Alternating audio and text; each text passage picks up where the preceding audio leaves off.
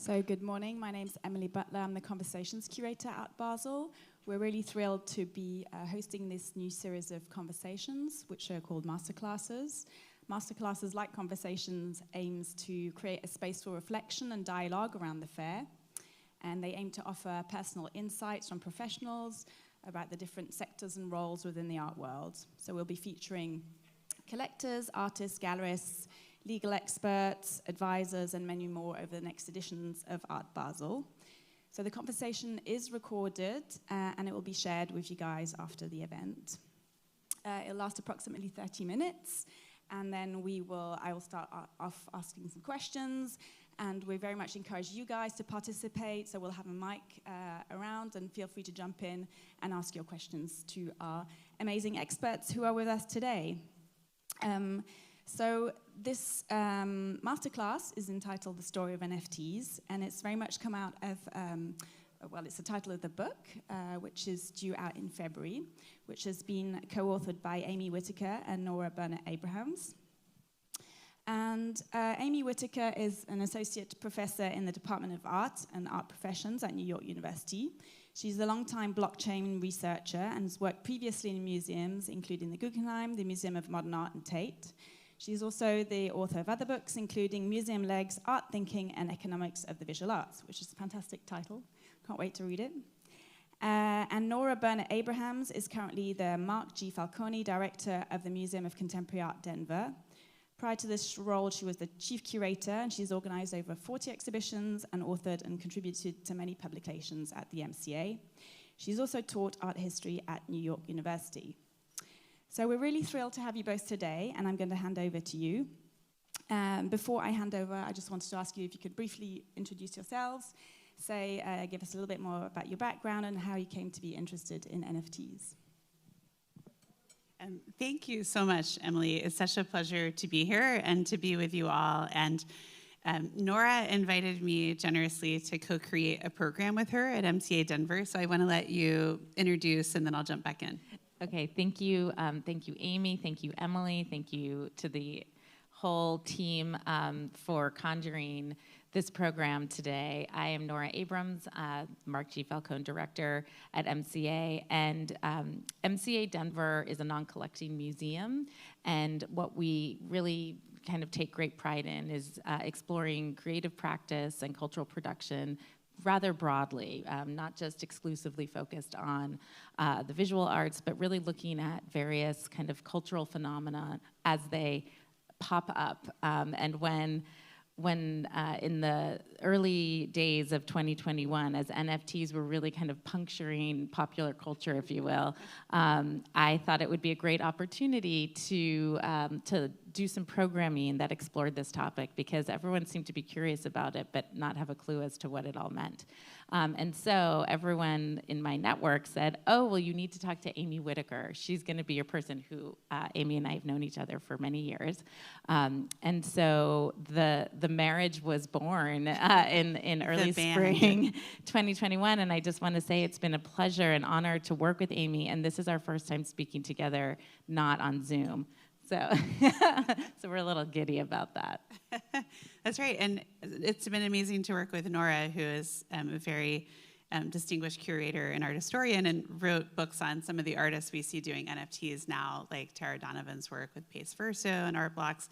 And it's such a pleasure to take the conversation Nora and I started on Zoom, but with a lot of love and curiosity, at MCA Denver, and also be part of the programs that Emily curates here at the fair, which have also been such an amazing space in which to explore ideas in the context of really contemporary practice. This book came about from the conversations that Nora and I got to have, and what we want to share with you today is the frame of the book, which is the intersecting stories of NFTs, and then really time travel together and ask some of these big questions about where art NFTs come from, why they matter, and what the sense of possibility is. So the frame of the book is really this idea of the intersecting stories of NFTs. Exactly, yeah. And I think what we both got extremely excited about as we were probing this topic together, and of course, Amy's been researching this for many years. I am much more of a novice when it comes to this, and have learned tremendously in the process that basically the origins of NFTs and the origins of the technology that would become blockchain are so they're so similar to and embedded and kind of born of the same promise as so much of conceptual art and the kind of early, kind of nascent beginnings of kind of the contemporary art practice that we all kind of are curious about and prize today. And so as Amy and I started to build up to what would become this virtual program that we did called NFTs, Putting the Fun in Non-Fungible Tokens, and I say that without irony, that was about kind of being able to share stories, that we wanted to approach this very, in some ways, intimidating topic of NFTs and blockchain from a point of how can we approach this in an effort to stimulate curiosity about it rather than stymie that? How can we invite people into the conversation to help build and expand on what this all means and where it can go, rather than thinking of it as something that's fixed and off-putting? No, exactly. And Emily had asked us to share our background and how we got into NFTs. So for me, I have an MBA and also an MFA in painting, and for more than a decade, I kind of tried to traverse the space between those. And as part of that, I was in an artist working group about what property meant to artists. And so my origin story for NFTs several years ago was coming from that point of view of artists' economic sustainability through understanding resale royalties and works of art as property. So we're going to kind of unfurl all of this, but I think momentarily, because what we wanted to start with is kind of where we all are, which is observing what's happening in crypto markets and what's happening in art in relation to that. So we'll do kind of what is an NFT and what is blockchain in brief, and then we will just kind of situate ourselves in this moment of quote unquote crypto winter. So just to start off, I think there's probably a high level of expertise in the room, but so that we all have the car in the 5th or 6th gear that you have it in, blockchain is a way of keeping track of information. It is a distributed or decentralized ledger, and this is a diagram from the book. So you can think about the protocols, which are the different structures of blockchains. So Bitcoin, Ethereum, Tezos, Algorand. And then you can think of the platforms on top of those, which are the ways that we might interact with buying, collecting, keeping track of NFTs. So please ask any questions about this, but these are this is sort of core structural pieces. And the through line here is that these have a lot to do with trust, even though they're technological systems, trying to trust information without a central authority, what that means in the arts, which is based on central authorities like dealers, critics, and so on, and how this kind of brings up so much possibility for the future. Yet at the same time, there's a financial story here, and it's important for us to situate ourselves within it. This picture is from an art tactic report, and if you look at this yellow box that has an arrow pointing to it, that is the $69.346 million sale of Beeple's Everydays at Christie's in March of 2021. Full cover of the Wall Street Journal, kind of huge moment of change and attention in crypto art markets. I think the extraordinary statistic here is from Dr. Claire McAndrew, who spoke with you yesterday, if some of you were here. Her Art Basel market report states, using nonfungible.com data, which we have in here too, that the crypto collectible market grew from $4.6 million in 2019 to $11.1 billion in 2021. That is kind of in the context of a $65 billion global art market. But if we fast forward to this year, basically all charts look like this. They look like a cliff dive or the down exciting part of a roller coaster, but not what you want it to look like emotionally. This shows the primary and secondary market, so you can see how big it was in the middle of the year and then how much it absolutely fell off. So this is the crypto winter moment that we've all been talking about, right? Amy, just if I could interrupt for one quick second. If we're talking about NFTs and we're talking about cryptocurrency, can we let's just also clarify maybe the distinctions between those two. Yeah, so we'll kind of pull this thread a little further later on too, but it's a really great point. Thank you, Nora. So NFTs are these unique digital identifiers. They're tokens that have a smart contract and a digital record on a blockchain. And they often track closely with cryptocurrencies like Ethereum, like ETH, or Bitcoin as a currency, often because people are buying NFT art and collectibles using cryptocurrency, but that they're quite separate. And maybe I'll put a pin in it for when we get to the knowledge story, but totally. it's a really great point. Oh, sorry, I'm going in the wrong direction. So you can perceive that downward structure and this crypto winter, and I won't say as much as is on this picture, but nonfungible.com, which is the source of data that Claire used for the Art Basel market report, is a great free resource. They have premium products as well. But just to highlight here, in 2021, the average price of an art NFT was $3,200. And in the third quarter of this year, it was $1,200. And you see similar drop-offs in all of the other categories. Now, this difference between art and collectibles is kind of interesting in and of itself. You may know the CryptoPunks, the Bored Apes, all of that. So CryptoPunks are considered collectibles. The autoglyphs are considered art, and they're made by the same people, Larva Labs. So I think that this is something that's kind of curious to look at. But we can all agree that everything has kind of gone down and is in a quieter moment. But here's the thing. So when I started watching this story, and Nora and I have been talking about this as part of our collaboration, everyone said crypto winter, and I had this memory of hiking in Yosemite in an area that had had a natural forest fire. And I don't think it's a crypto winter, I think it's a natural forest fire. So what the landscape looked like hiking there was the big trees were fine. The middle trees were charred and dead and looked like toothpicks. And what was at the ground, because the forest fire had happened several years before, was exciting and chaotic and verdant and so green of all different scales, grasses, trees. And I think that is what we are watching. And what's happening structurally at the forest floor of crypto is wildly exciting.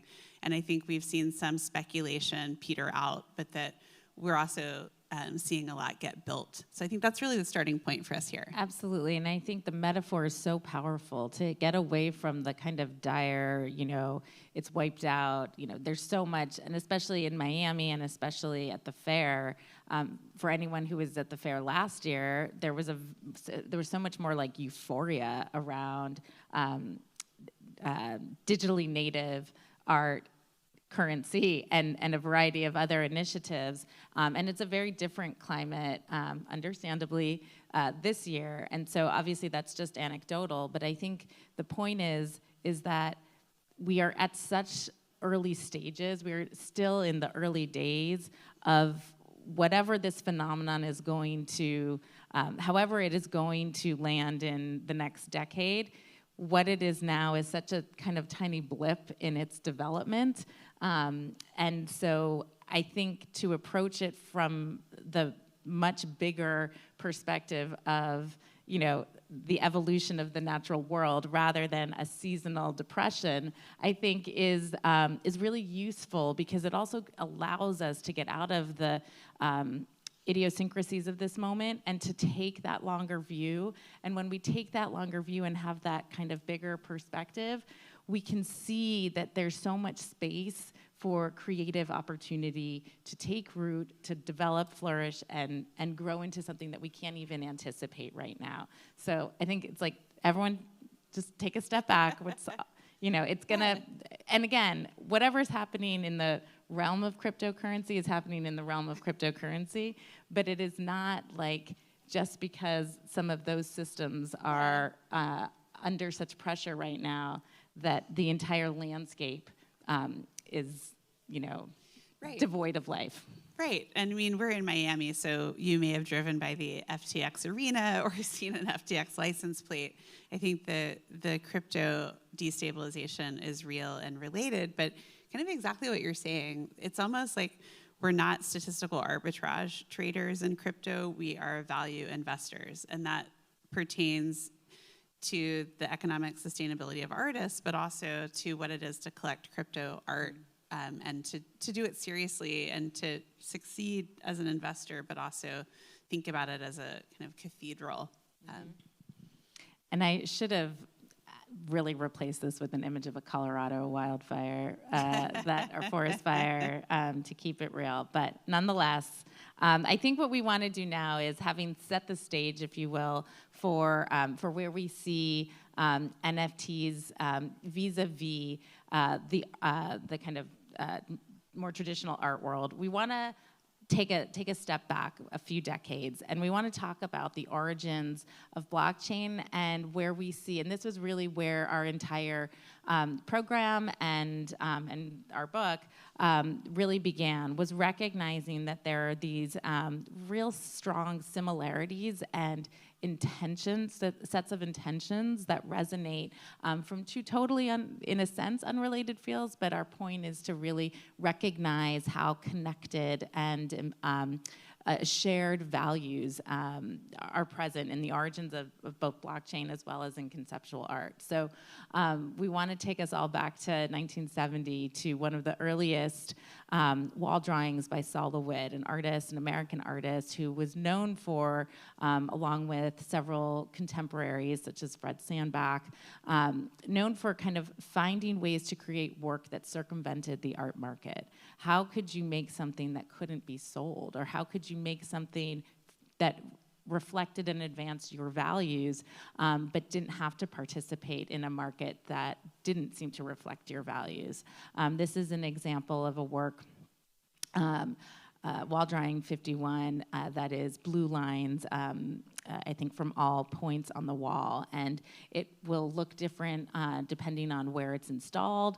As we all know, the work of art is really a set of instructions. The whole point of LeWitt's practice was to make clear that it is the idea or the concept that is the most important. That's the essence of the work, and the idea, as he said, becomes a machine that makes the art. It wasn't about the hand of the artist, it wasn't about the cult of the artist, the single genius. It was that anyone could make the work, but the concept was what was of value. And ultimately, the way that he would codify his work was by creating what became known as a certificate of authenticity, which included a diagram of the work, a set of instructions, and his signature that authorized that this and affirmed that this was in fact a work by Sol LeWitt. Anyone could paint blue lines from all points on this wall, and it might look really awesome, but it wouldn't be a Sol LeWitt because it wouldn't be accompanied by that certificate. Now, many of you are quite familiar with these origins of conceptual art, so forgive the preamble, but what resonated as NFTs started becoming, I would say, started to be taken up by more and more artists. And as more artists were asking questions about what this entailed, what did it mean to make a non-fungible token? What did it mean for their practice? And what did it mean for their market? This was one of the questions that I brought to Amy that launched our ongoing conversations and would become our book, was how can we compare, how can we recognize that there is this shared language and this shared intention around decentralizing the artist, decentralizing in the sense of it doesn't have to be made by a single person. There are teams of people who can realize LeWitt's work as long as it's accompanied by something that affirms its identity. Yeah. And this is exactly the knowledge story in the book, and the similarity of art and blockchain is in provenance, in the ability to record information and to do it in a decentralized fashion. This is Stuart Haber and Scott Stornetta. They were researchers who, in the late 1980s, started to worry about how we would know what was true about the past in an age of digital files that were so easy to manipulate, and how we could do that without having to trust a central administrator to keep the record. So this is really key, like trusting your bank statement without trusting the bank, trusting university grades without a registrar, this decentralized knowledge. Now, this is still human and messy. This is actually one of the first pieces of news coverage about their work, and they are mislabeled in the caption. That is Stuart Haber on this side, and that is Stornetta on that side. So it makes quite clear the need for someone to, yes. Yeah, it's still, technology is still very human. But if we look at the footnotes to the Bitcoin white paper, the launch of blockchain, there are 8 total footnotes in Satoshi Nakamoto's 2008 Bitcoin white paper. 3 of them are to the work of Haber and Stornetta. Fun fact, Stuart told me that, or told us, that the third author on one of these papers, David Baer, who's a math professor, actually played the hands of Russell Crowe in A Beautiful Mind because he wrote all the math equations, and they're like, this that's is why fine. It's so fun to work with Amy, because she has all these little nuggets of information that you wouldn't expect. It's also fun to work with Stuart and Scott. Stuart met his wife as jugglers in Paris. They're like fascinating human beings. But they're sort of artists ahead of their time. They developed this time stamping system that Satoshi then took and added the layer of cryptocurrency to. But this was an art project in the sense that they had a big question. They didn't know if they could answer it or not. They lost all hope and thought they could not. And then one day, Scott, with his wife Marcia, they were at the Friendlies in Morristown, New Jersey, and he had this breakthrough standing next to the ice cream cakes that actually, if they included everyone as a witness and created a decentralized ledger, they could trust information without trusting a central administrator. This is a film being made for our MCA series by Adam Lipsius, a board member and filmmaker, and his crew, and David Yermak, the chairman of the finance department at NYU Stern, who rediscovered Haber and Stornetta. I've gotten to write about them as well. But Haber and Stornetta started doing their blockchain by printing an alphanumeric code in the Sunday edition of the New York Times, so people could use this to verify their ledger. The people who were using their ledger were, for example, lab scientists who had stitched binding, supervisor signs it, lab notebooks. They would post their lab results to this surety blockchain instead. This is 30 years old, so this is the oldest blockchain in the world, and I think Haber and Stornetta are artists ahead of their time. But what's really important here is this is the knowledge story of blockchain. It's related to cryptocurrency because cryptocurrency was later invented as an incentive for people to keep the many copies of the ledger. But this is really the starting point, this idea of provenance, of knowledge, and this is such a key overlap of the crypto story and the art story. And I think where we got even more excited about, in terms of bringing the knowledge story to bear on the technology story and the art and the artist stories, is because the moment that we are living in, where trust and truth are so questioned and are so have become relativized, the need for systems that can kind of lock in fact or data or information and which cannot be manipulated, kind of has never felt more urgent. And so the way in which this has kind of come about, that the way in which the blockchain and use of it and applications around it have come about in so many ways can also be seen as responding to our need. And of course, this is kind of why I love working with artists, is that artists are always thinking through some of those most pressing and compelling issues and questions of our day and finding ways to, if not resolve, but to reckon with and deal with and kind of respond to. And therefore, how we are seeing artists take up this technology, engage with it, advance it, and push it past where it currently is will be in part a response to living in a context in which trust and truth and fact are so under attack that we need ever more ways to trust and rely on things without trusting a single person. Definitely. So the two main things we want to cover in our remaining time are the sense of future possibility that comes from a history of artist activism, and then some of the amazing ways that artists are engaging with blockchain. So I'll start with the kind of future possibility, which really comes from the structure. And to build on what Nora just said, we have this tension, right, where we have social media and a post-truth age at the same time that we have an art market constructed around centralized expertise and provenance and research. This is a picture of the dealer Leo Castelli's personal notebook of the original 1958 sales of Jasper Johns' work in his first exhibition at the Leo Castelli Gallery. You can see BH is Ben Heller, Tremaine. These are really major collectors. MAM is Castelli's Italian mental abbreviation for the Museum of Modern Art. And this is, again, that provenance and knowledge story, which is, again, very messy. This is an example of a man named Terence Eden who listed himself on the Verisart blockchain as the creator of the Mona Lisa in 1506. It's like, I mean, I think it's reasonable to say that Terence Eden didn't create that, but that will always be on the Verisart blockchain. So again, this tension of immutable records and decentralized trust, but also human beings. And this really takes us to the starting point of the sense of future possibility. And again, like the LeWitt story, it comes from much longer standing histories of artist experimentation.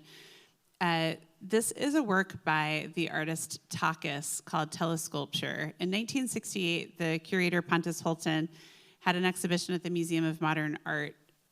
The artist did not like how his work was shown. He walked into the exhibition, physically picked it up and took it into the sculpture garden and waited for the MoMA director to tell him it was okay to take it out of the show. This led to the formation of the Art Workers Coalition, the greatest output of which, among others, was the Artist Reserve Right Transfer and Sale Agreement, or the Artist Contract. Lauren Van Hoftenschick is a leading expert in this, and I recommend looking at her work if this is of interest to you. This is the starting point of broadly understood resale royalties by private contract. So if an artist sells a work in the primary market, when or if it is resold, the artist receives 15% of the increase in value since the first sale. That's what the contract offered. What the contract offered. And it had a cost basis, so it was elegant from an investment standpoint. It was the increase in value, not the total price.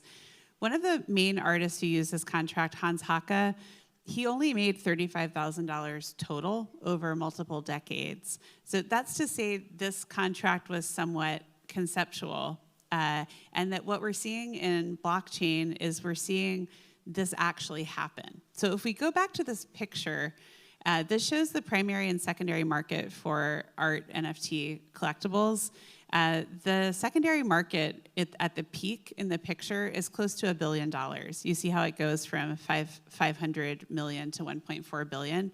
So if you take 10%, which is the resale royalty that tends to be paid most standardly on blockchain platforms, and you take 10% of that number, we're talking about $90 million, which compared to a $150 million NEA budget is a real sum of money. So I think we're actually watching, despite this quote-unquote crypto winter, huge structural possibility for changes in the power structure of the arts ecosystem, for economic sustainability of artists, and so on.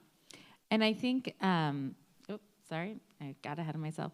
I think one of the things that is so exciting about being in the early days is thinking about where it could go, but also it's exciting and it's also a little bit depressing that the ideas put forward over 50 years ago by Seth Siegelov and other artists at the very same moment when you have artists like Saul LeWitt, Fred Sandback, et cetera, trying to find ways to also make work that circumvents the market, and then also finding ways to create more equity within the market. We haven't really gotten so much further. We haven't really advanced past that.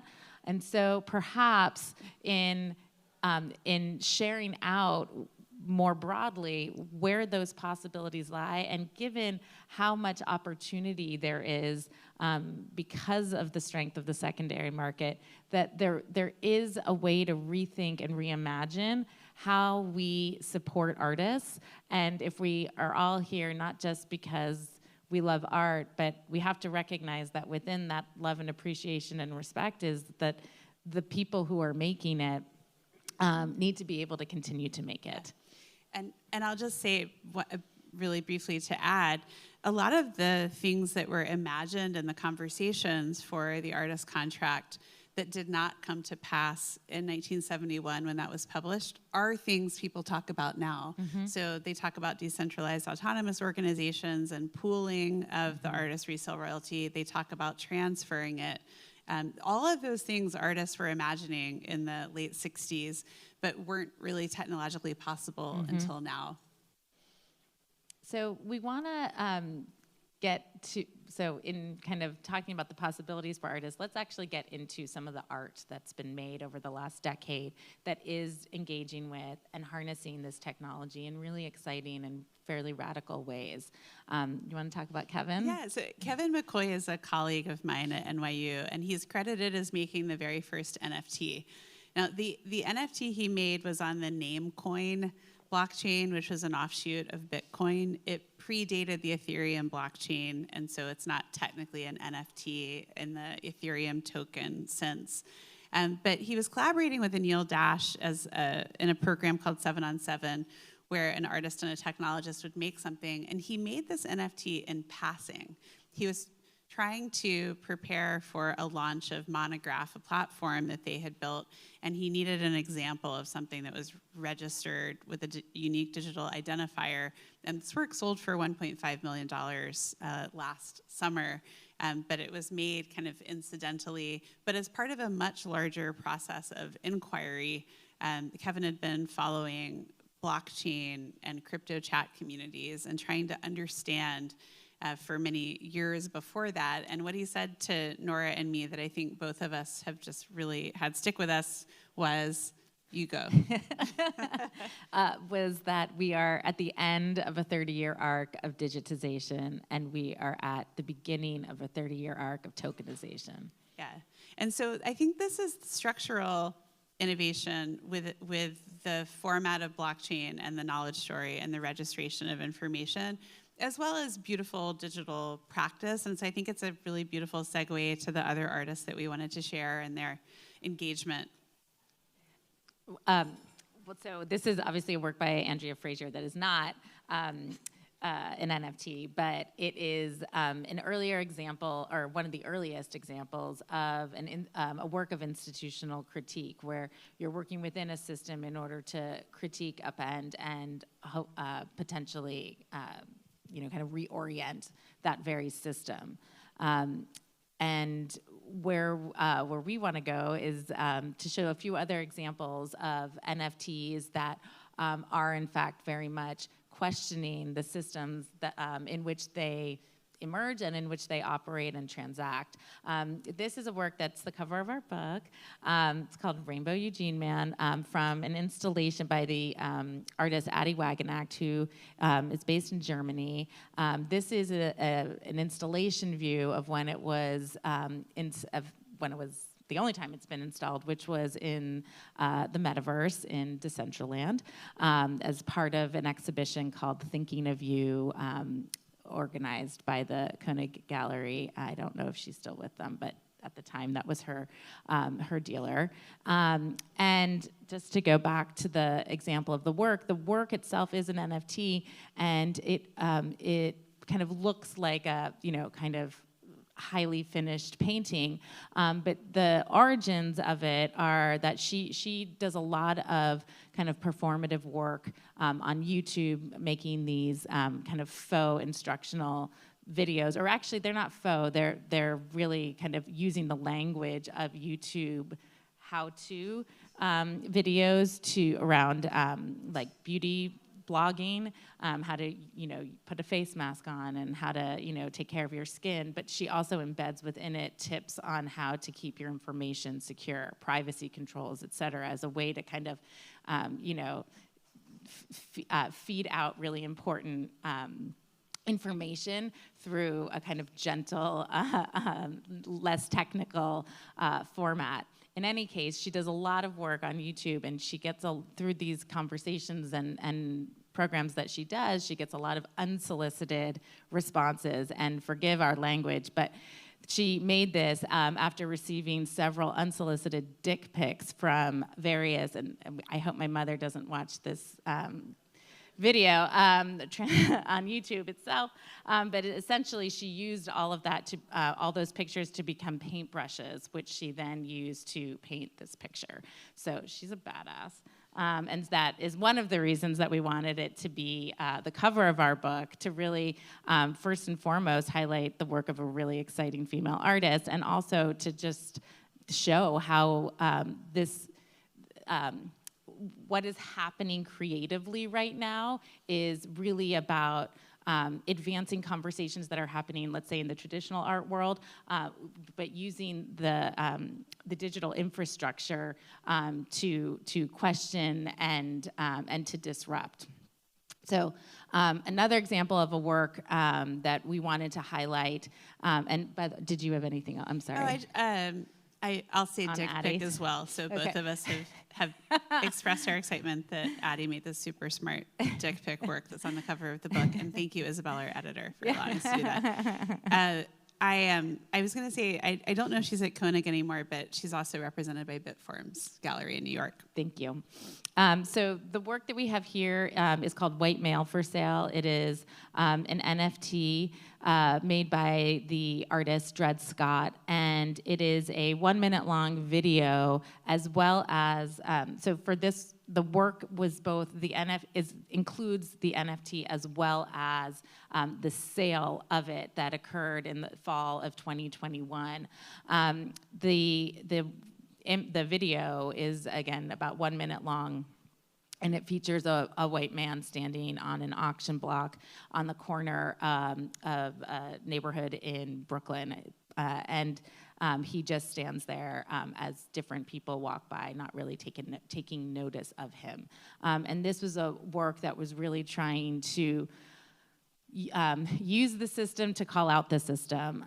Dred Scott is an extremely, he's a provocateur in many ways as an artist, and a lot of his practice is about exposing the kind of systemic racism that is embedded in all different aspects of American life. And so he wanted to create a work that, maybe it was going to sell for millions of dollars in this, kind of crypto spring, I guess that we should say, if we're in a crypto winter.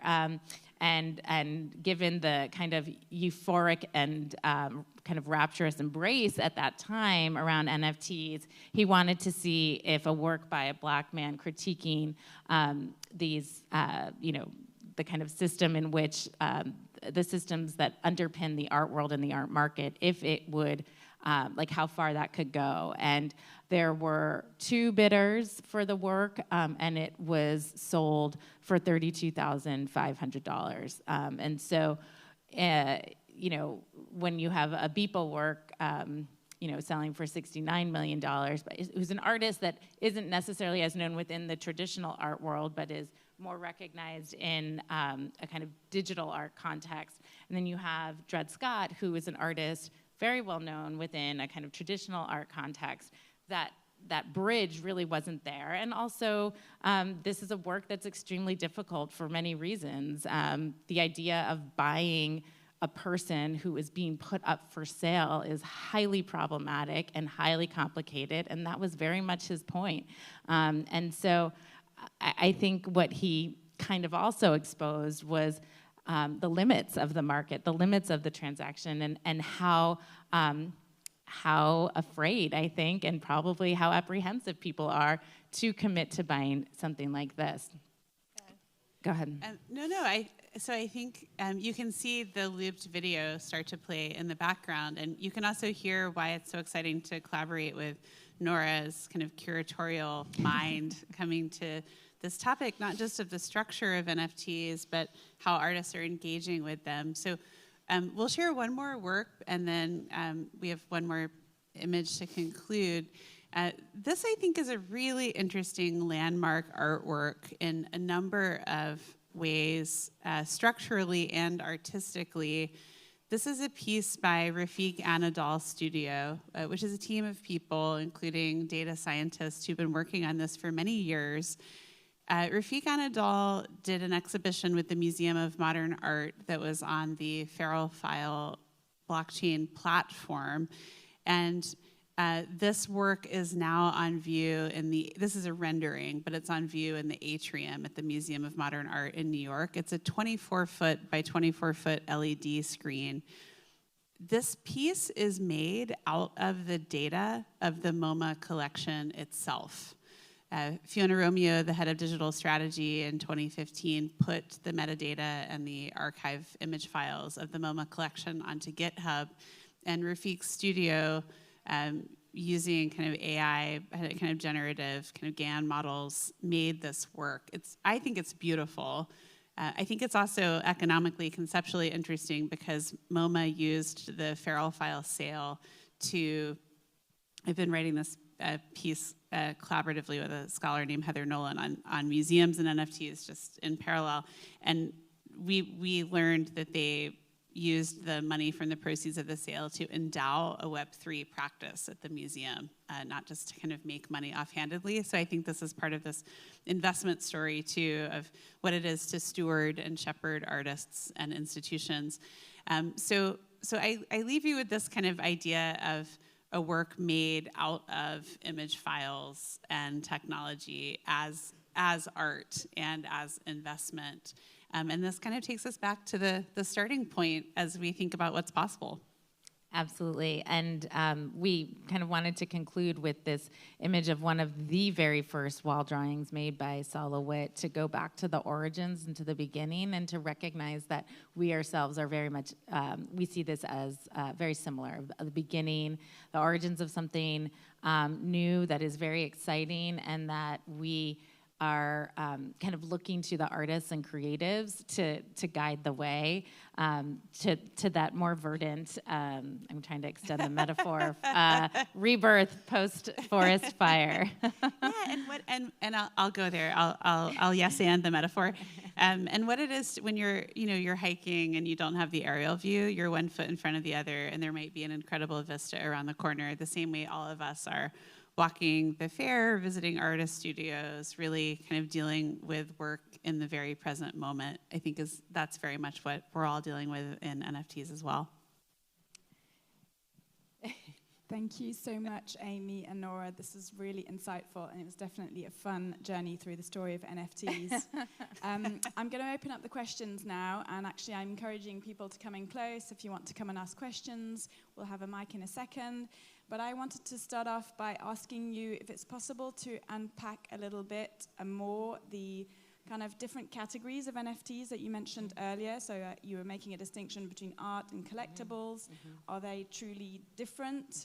Also, perhaps, looking at the Dred Scott example, could you unpack a little bit about the link between the NFT and what one might imagine one is purchasing, talking about images or videos in this case? Absolutely. I think maybe I'll start and then hand it off. I think just maybe I'll start with the latter question first, which is that I think as artists so there's obviously a whole broad community of artists who have been engaging with the technology for many years and producing really exciting work that maybe has lived more in the kind of digital art, maybe somewhat in the digital collectible kind of field.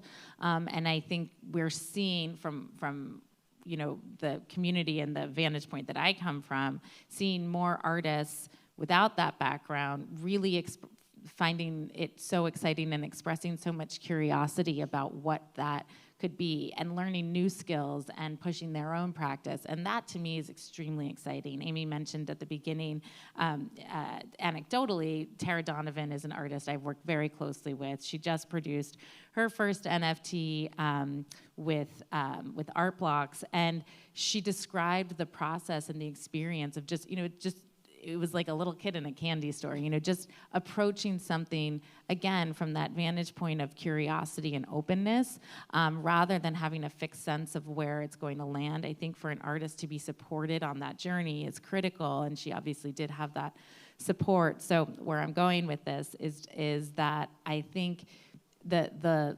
lanes between NFTs and the currency that is used to at times acquire those NFTs need to be kept pretty clear.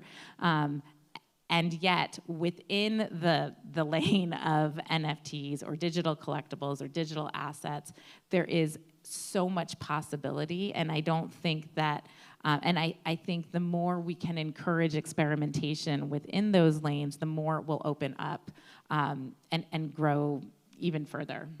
Yeah, and I mean, it's such a good question because these distinctions are so blurry, right? There are art, collectibles, gaming, and kind of other tokens that are tracked, and there's NBA Top Shot. There are things connected to sneakers.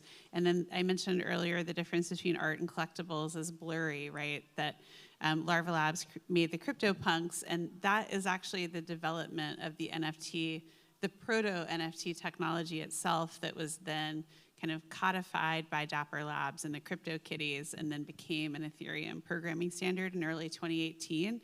So a lot of these things have interesting movable ground technological starting point. Kevin had to remint his Namecoin piece on the Ethereum blockchain. But what I would say especially is that there are artists working across many different chains. Casey Reese, who has beautiful work on art blocks, also has work on many other platforms. And one of the things we haven't mentioned yet is this question of environmental impact of blockchain. And artists are making decisions also based on the cost of minting NFTs and the ability to be playful or more experimental when that cost is a lot lower. So you saw artists move from the Ethereum blockchain to Tezos for that reason. And you see artists, Addy works, I believe, for Algorand itself, like the actual kind of base technology layer. So I think you're actually seeing artists experiment across all of these platforms, and then you see some places. I'm an advisor, so I don't mean this in a conflict of interest way, but Feral File has an autonomy wallet underneath it that allows you to have many different platformed NFTs in one place, and they are. I don't feel so bad mentioning them as an advisor because they're the technology under the MoMA show.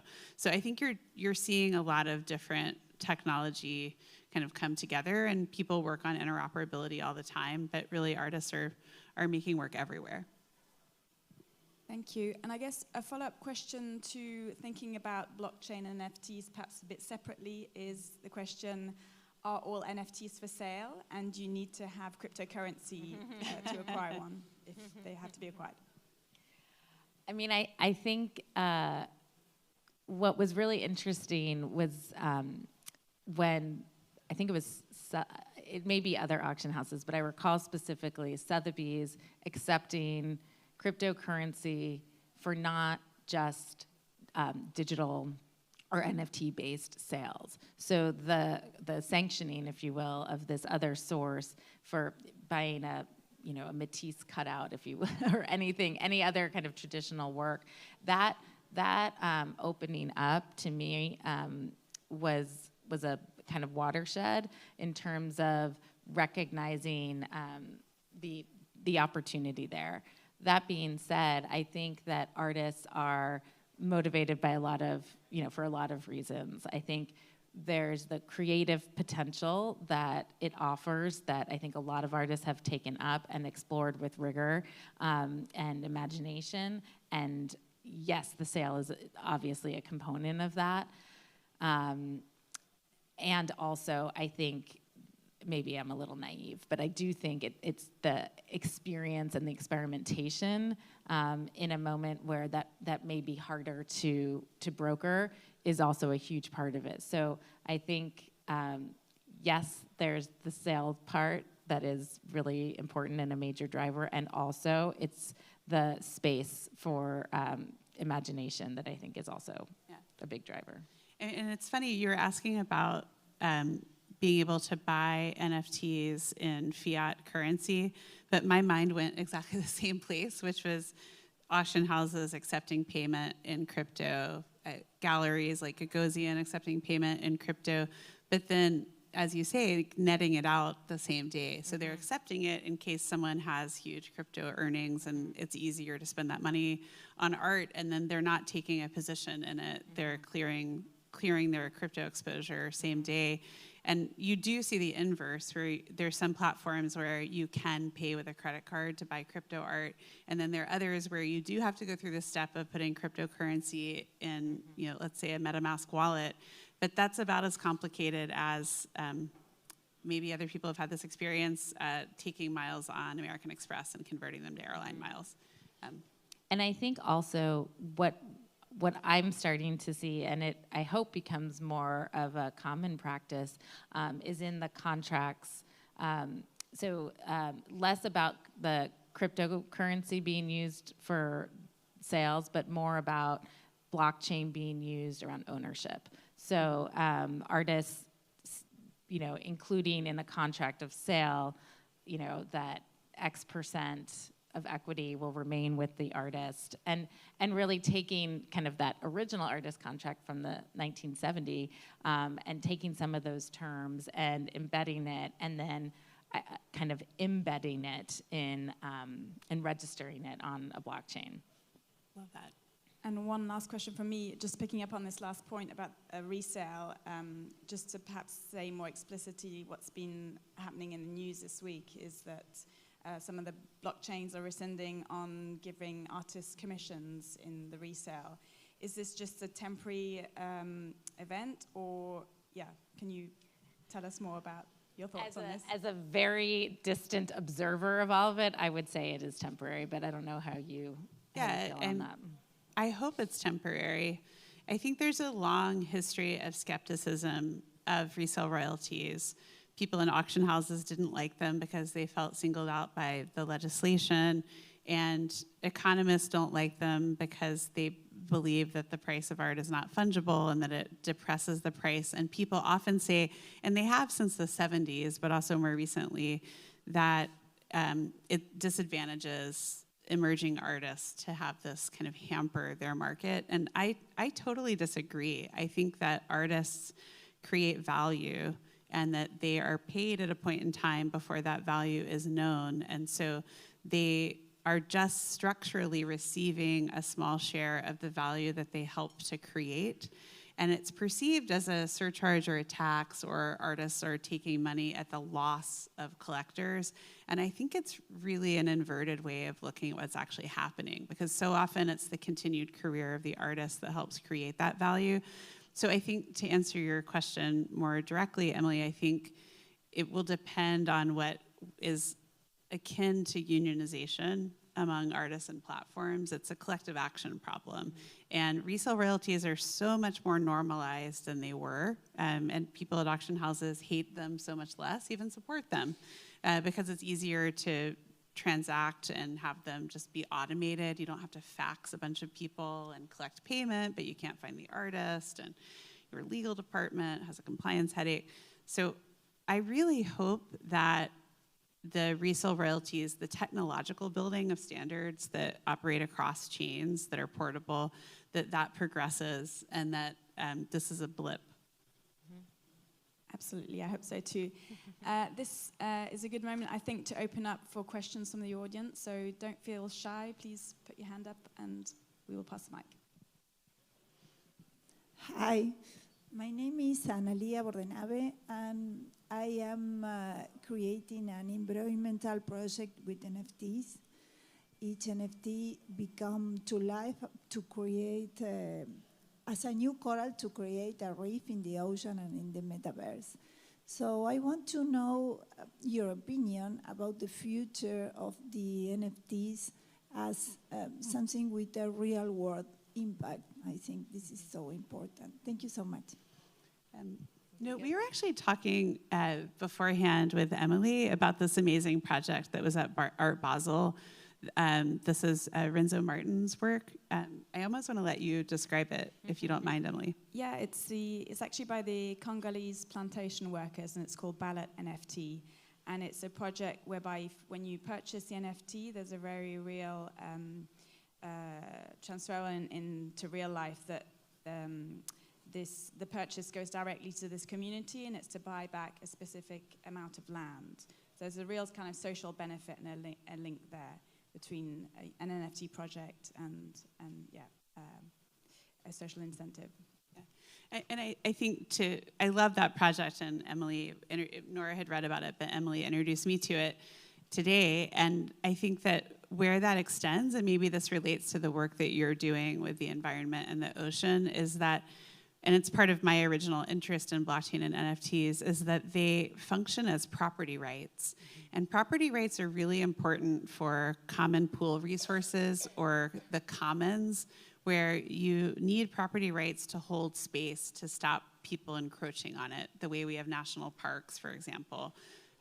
So you can use NFTs to assign pieces of the ocean that someone then holds for conservation purposes and does not, drill in or mine, et cetera. It's a little more complicated to parcel off pieces of the ocean, but I think that NFTs and blockchain can be very exciting in those areas. Perfect, Lisa. Hi, thank you. My name is Anatola, and first, I believe someone on this panel is affiliated with NYU. I believe, right? Yes, exactly. Recent graduate. Anyways, it's great to hear you talk because an NFT project of mine is at Art Basel, and I was wondering to hear your thoughts about NFTs for art's sake versus for the utility's sake, because I know there's a lot of conversation about what you get either physically or community-wise when you purchase an NFT, and versus it really being used as a platform for artists and collectors. And so what do you think about the utility value of NFTs in this marketplace? Well, first of all, congrats on recently finishing at NYU. That's awesome. I guess I would say, I'm really excited to see where artists take this. So I really feel like we're at the beginning. I mean, you can see a lot of people taking hold of the technology in really creative and exciting ways that have nothing to do with, impacting the world that we're living in, but are making beautifully rendered or imaginative objects. And so I think that, again, it's the beginning. It's early days, and I think just as a curator, I'm approaching it with a really kind of open mind in the same way that, as new materials and media become, are taken up by other artists, I'm excited to see what they make with it and where they want to guide us and lead us. I think we're here to kind of, I don't want to imply that we're not critical thinkers, looking at this with intelligence and a discursive approach, but I do think that artists can lead the way, and I think it's really exciting. I don't know if I can say anything beyond that. No, I really agree with that. And I think NFTs, one of the things that's so interesting about them is that they marry the artistic and economic story of a work of art more inseparably than those things always have been.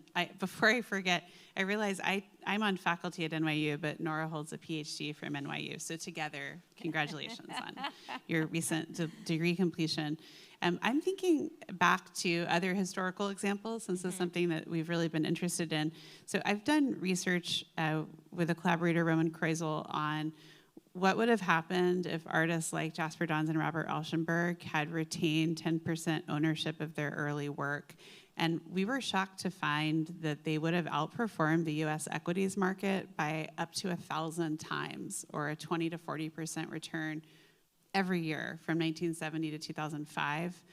At the same time, there were collectors taking artistic and financial risks on that work. So if you look at collectors like the Tremaines, who had bought work out of the early Jasper Johns shows at Castelli, the median length of time, this is for another paper Roman and I are working on that we haven't published yet, the median length of time between when a work is made in the studio and when they bought it is 1 year. And that includes buying things that had been made decades before.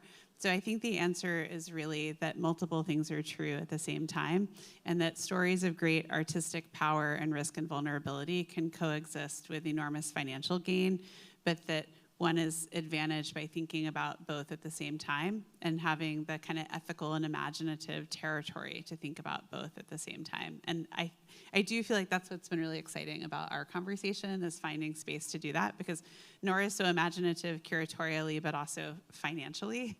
And I think the space is building. Not euphemistically, actually, and very rigorous. So I think that's part of the work of NFTs, and that's part of what NFTs offer the arts, is the ability to grapple with these threads that have always been there. And hopefully that's part of what the arts can then offer the larger NFT conversation, is modeling these structures and like our difficulty of parsing what's of value, like the sort of meaning making, which is so hard and weird and messy, but true, and being able to offer that as we all kind of grapple with the next 30 years of tokenization. Very well said. And the only thing the punctuation mark I would put on that is that we all recognize that the art world is an ecosystem, and there are so many different constituencies or stakeholders who contribute to that ecosystem: collectors, artists, dealers, critics, teachers, curators. And we are disadvantaged when one of those stakeholders has like more information or more resource, let's say, than others. And the opportunity with blockchain is to surface all of that and to create a much more transparent field in which that ecosystem can emerge and can function and can benefit all of those stakeholders. So the opportunity in terms of, as an artist and the creative possibility, absolutely it's there. And also, we're at a place where all these other parts of the system that we operate in can also kind of become more openly creative and available to more people, which has the possibility of, like, I think of it as like rocket fuel in terms of where the whole ecosystem can go from there. I think that's a very beautiful image on which to end. I'd like to thank you so, so much for your amazing contribution this morning. Thank you for everyone for having come, and see you at our next masterclass. Thank you, Emily, yes, so much. Thank you. Pleasure.